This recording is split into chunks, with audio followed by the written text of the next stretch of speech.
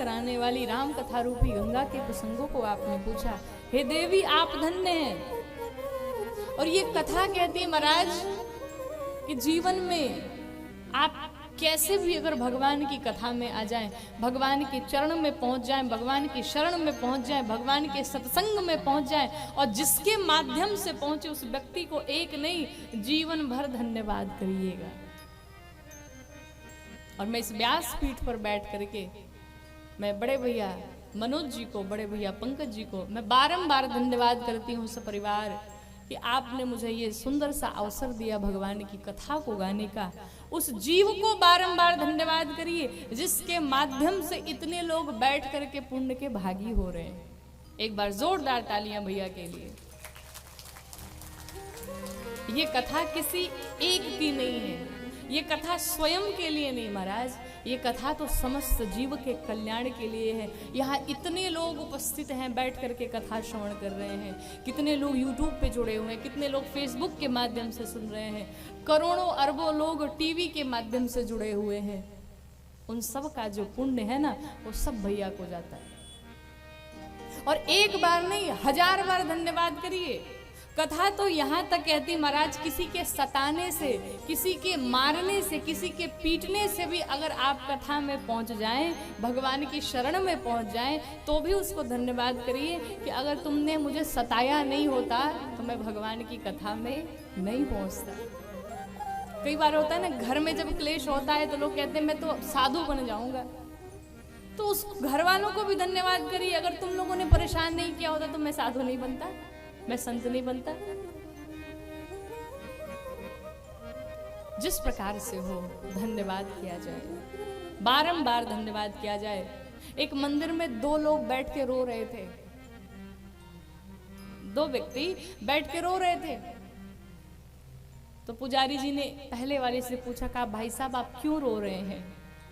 तो पहले वाले ने कहा हम इसलिए रो रहे हैं कि हमारी पत्नी इतनी सुंदर मिली महाराज कि बहुत अच्छी है, बड़ी धार्मिक है, सत्संग से उसे बड़ा प्रेम है।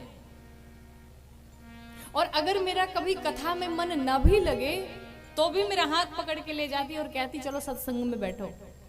अगर मैं दान नहीं भी करता तो भी बार बार कहती नहीं चलो दान कर लो, नहीं चलो पुण्य कर लो। भगवान ऐसी पत्नी सबको दे। और यही सोच सोच करके मैं भगवान को धन्यवाद कर रहा हूं कि कितनी सुंदर धर्म पत्नी मिली मुझे। अब दूसरे वाले से पूछा, भाई साहब आप क्यों रो रहे हैं? तो दूसरे वाले ने कहा मैं बताऊं? कहा बताओ। कहा मैं इसलिए रो रहा हूं कि मुझे इतनी कर्कशी पत्नी मिली है कि जैसे ही घर के भीतर जाओ झगड़ा करना शुरू कर देती महाराज, लड़ाई करना शुरू कर देती, घर में कलह क्लेश की रहती।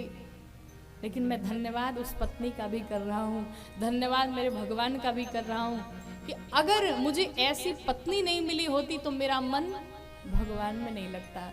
मेरा मन अगर वो हमसे प्रेम करती तो मैं उसके प्रेम में फंस के रह जाता, फिर उसके लिए मैं टाइम निकालता, उसी के पास में बैठा रह जाता, फिर उससे कहीं बाहर जाता ही नहीं। और मैं तो धन्यवाद कर रहा हूँ कि भगवान ऐसी झगड़ालू पत्नी मुझे दी कि वो झगड़ा करती रहती और मेरा मन भगवान के चरणों में लगा रहता है। तो ऐसी पत्नी को भी मैं धन्यवाद करता हूँ।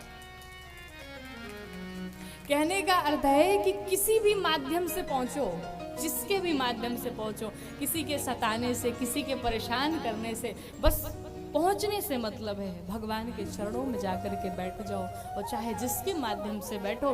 धन्यास्ते कृतनः पीबन्ति सततम श्री रामा नामामृतम। वो व्यक्ति धन्य है, वो जीव धन्य है जो ला करके भगवान के चरणों में किसी को जोड़ दे, भगवान की कथा से जोड़ दे, भगवान के सत्संग से जोड़ दे।